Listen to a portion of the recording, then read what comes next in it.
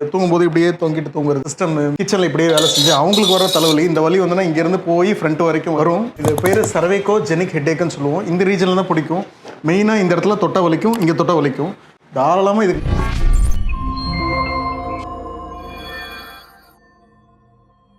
இந்த சர்வைக்கோஜெனிக் ஹெட்டேக்கு இந்த கழுத்து வலி அப்படியே தலை வரைக்கும் வலிக்கும்.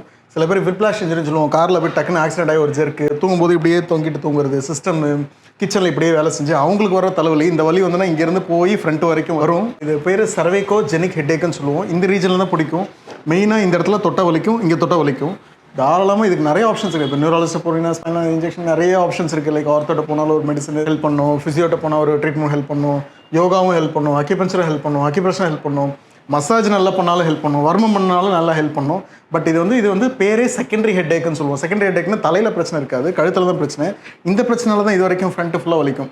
ஸோ இங்கே நீங்கள் கிளியர் பண்ணாலும் இது சரியாயிடும். ஸோ அதுதான் வந்து நிறைய பேர் 80% ஆஃப் த பாப்புலேஷனுக்கு சர்வைக்கோஜெனிக் ஹெட்டேக் தான் இருக்குது. அது ஒரு சைடாக கூட வரலாம். எனக்கு வந்து மைக்ரைன் இருக்குது, நான் வந்து 10 வருஷம் மாத்திரை சாப்பிட்டேன், 20 வருஷம் மாத்திரை சாப்பிட்டேன், எனக்கு அப்பவும் போகல, எனக்கு வந்து அந்த டைமில் போய் படுத்துடணும், அந்த டைமில் வாமிட் வரும், எனக்கு உடனே பயம் பத்துட்டு வந்துடும், எனக்கு ஒரு மாதிரி கண் அந்த டைம் பிளர்ராக தெரியுது, உடனே டபுளாக தெரிகிற மாதிரி இருக்குது, எனக்கு உடனே ஒரு மாதிரி இரிட்டேட் ஆகிடும், நெஞ்சு படப்படு வரும். இது எல்லாமே இதோட சிம்டம்ஸாக கூட இருக்கலாம். ஒரு தடவை கன்சல்ட் பண்ணி ஒரு ஆர்த்தோபெடிஷன் நியூராலஜிஸ்ட்டோ நியர்பை ஃபிசிஷியனை கன்சல்ட் பண்ணிடுங்க. பட் இந்த மாதிரி இருந்ததுன்னா தாராளமாக கழுத்தில் ட்ரீட்மெண்ட் கொடுத்து கரெக்ஷன் சொல்லுவோம். இந்த இடத்துல ரிலீஸ் பண்ணிவிட்டு சர்வைக்கல் த்ரஸ்ட் மேல்பேஷன் கொடுத்துட்டு மொபிலைசேஷனு, இந்த MFR ரிலீஸு, அந்த மாதிரி சில ட்ரீட்மெண்ட் இருக்குது. இதெல்லாம் பண்ணிவிட்டு சப்பாக்சிபிள் ரிலீஸ் சொல்லுவோம், அது கரெக்ஷனு. இதெல்லாம் பண்ணாலே சரியாயிடுது. பெரிய ப்ராப்ளம் இல்லை. ஒரு அம்மா வந்து கிட்டத்தட்ட 25 வருஷமாக சாப்பிட்டுட்டு இருக்கேன், எனக்கு மாத்திரை இல்லைன்னா ஒரு மாதிரி ஆகிடும், எனக்கு அது வந்தால் உடனே போய் நான் படுத்துப்பேன் அப்படின்னாங்க.